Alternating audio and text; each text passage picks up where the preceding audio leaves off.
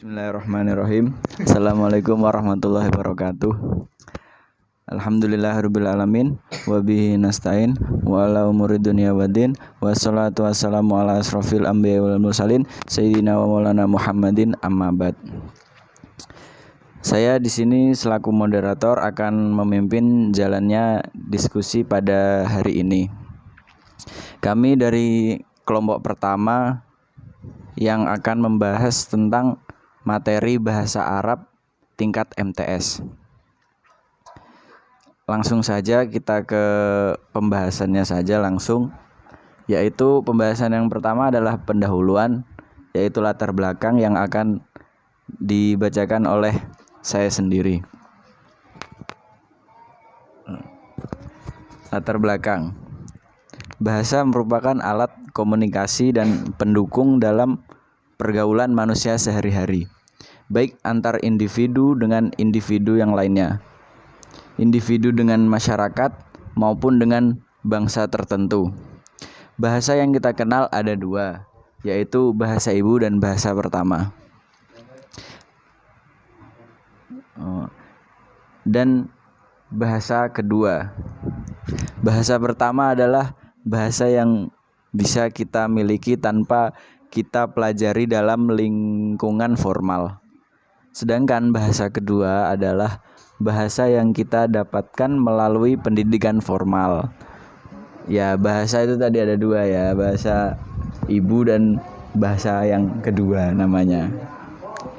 Terus di Indonesia ada 3 jenis bahasa yang dipelajari di sekolah-sekolah, yaitu bahasa daerah, bahasa Indonesia, dan juga bahasa asing. Bahasa asing yang dianggap penting adalah bahasa Inggris karena merupakan bahasa internasional. Adapun bahasa Arab mulai gencar diajarkan di sekolah untuk memenuhi kebutuhan zaman globalisasi. Perkembangan teknologi dan informasi sangat memberikan andil dalam pembelajaran.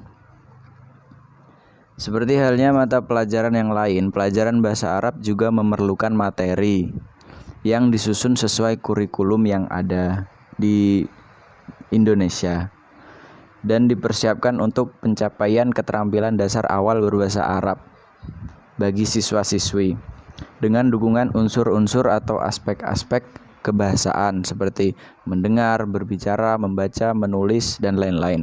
Oleh karena itu, sudah selayaknya materi pembelajaran bahasa Arab dibuat dengan ideal agar proses pembelajaran dapat berjalan dengan baik dan mencapai tujuan dengan hasil yang semaksimal mungkin.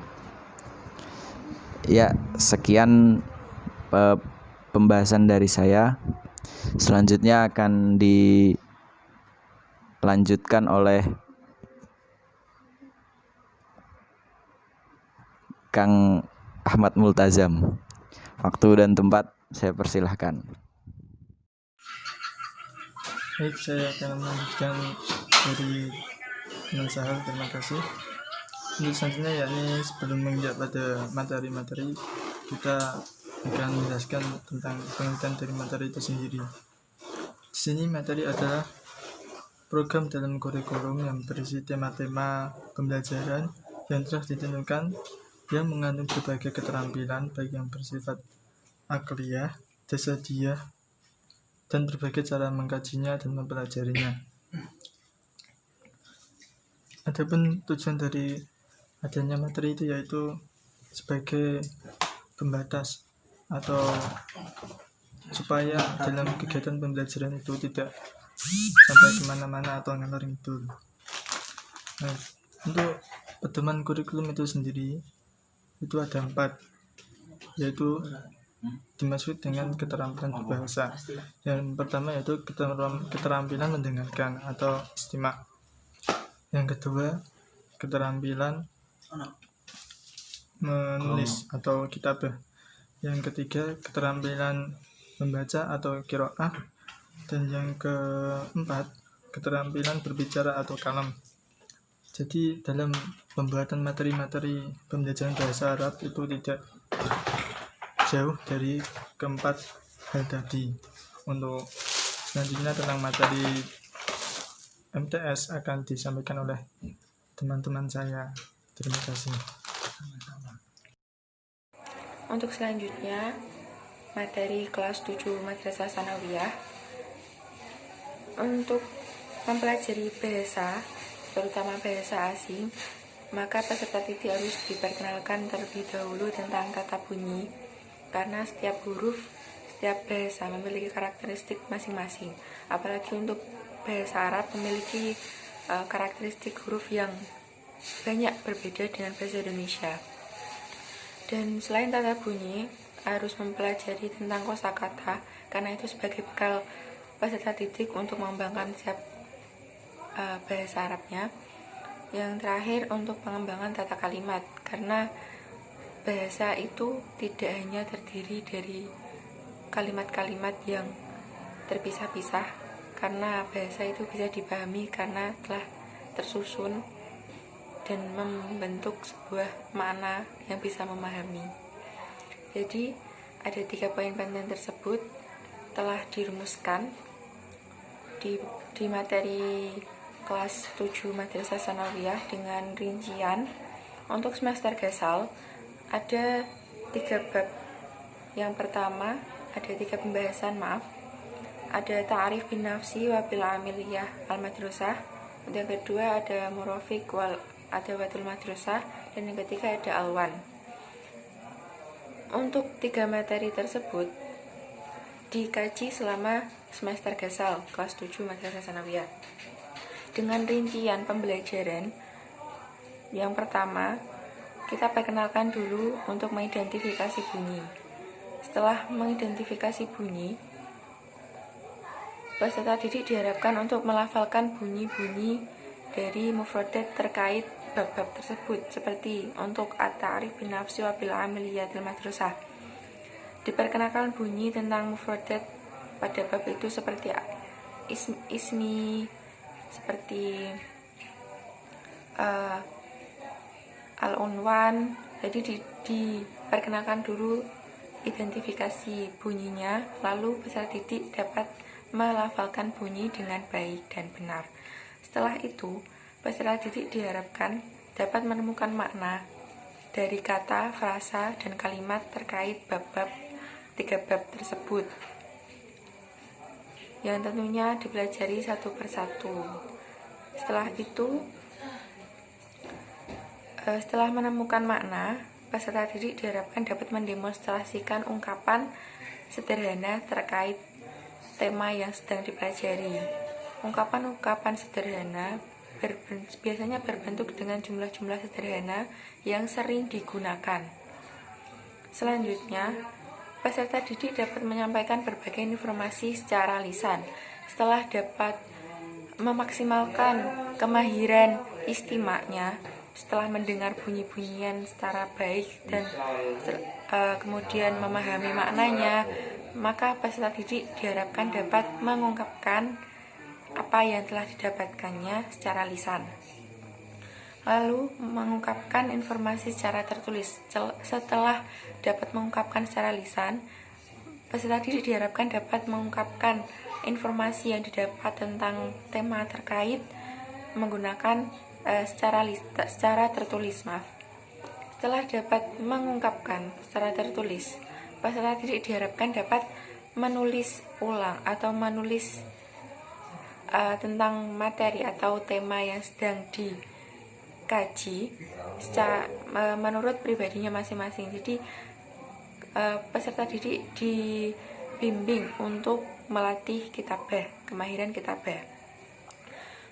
Dan setelah itu ada materi tentang tarkib.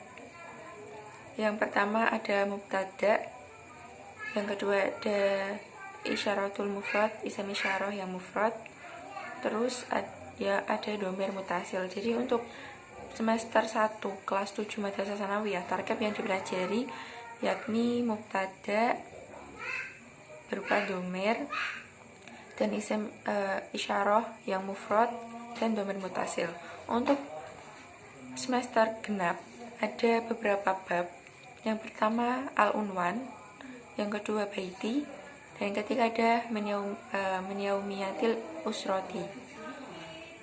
Untuk step by step dari urutan pembelajaran seperti dengan di semester 1, yakni identifikasi bunyi, lalu melafalkan bunyi, menemukan makna dari kata atau frasa atau kalimat. Setelah itu, peserta didik dapat mendemonstrasikan ungkapan terkait tema yang sedang dikaji, lalu dapat menyampaikan informasi secara lisan dan tulisan. Kemudian peserta didik dapat menyusun teks secara sederhana terkait tema yang sedang dikaji. Untuk tarkib di semester 2 atau di semester genap, ada mubtada muakhor wa khobar muqaddam, lalu ada na'at wa man'ut, dan arkom atau angka dari 1 sampai 100 gitu. Kurang lebihnya pemaparan kesimpulan dari materi untuk kelas 7 Madrasah Tsanawiyah. Baik, di sini saya akan melanjutkan materi yang berikutnya. Di awal sudah dijelaskan oleh Saudara Azam bahwa dalam mempelajari materi bahasa Arab terdapat 4 kemahiran, yakni yang pertama al-istima' mendengarkan, yang kedua al-kalam berbicara, yang ketiga qiraah membaca, dan yang terakhir kitabah menulis. Media yang dipakai dalam kemahiran al-istima' dan al-kalam adalah suara, sedangkan media yang dipakai dalam kemahiran al-qiraah dan al-kitabah terkait dengan huruf yang tertulis. Di sini dijelaskan bahwa sebelum memulai membelajarkan 4 kemahiran tersebut, paling tidak ada 3 kompetensi yang harus dimiliki oleh seorang guru bahasa Arab, yaitu 1. Kompetensi kebahasaan, yang kedua kompetensi komunikasi, dan yang terakhir kompetensi peradaban. Yang disebut dengan kompetensi kebahasaan yaitu penguasaan guru atas aturan-aturan suara bahasa Arab, tata bahasa atau qawaid,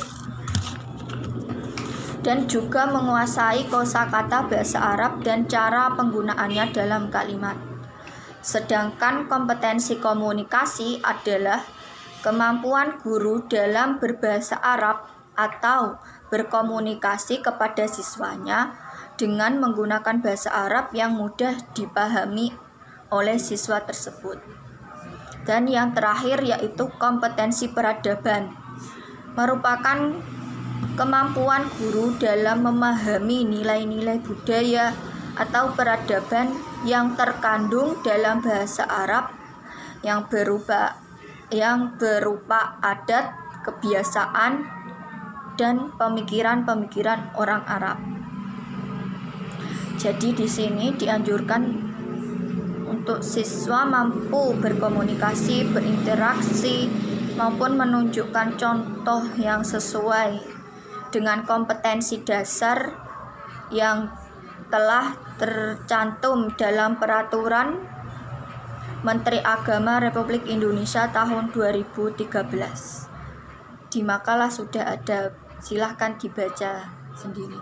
Sekian yang dapat saya sampaikan, kurang lebihnya mohon maaf. Terima kasih.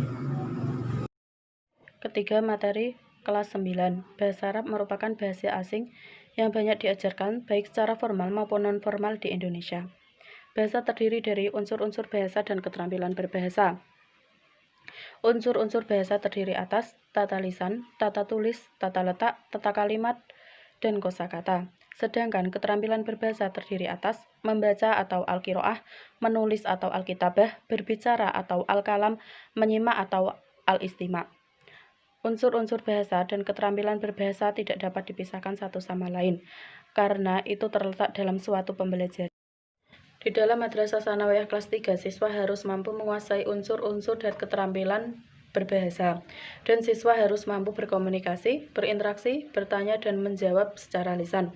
Pengajaran komunikasi dapat berarti mengajarkan siswa dalam bahasa yang ditadatkan, sehingga siswa terlibat langsung dalam komunikasi.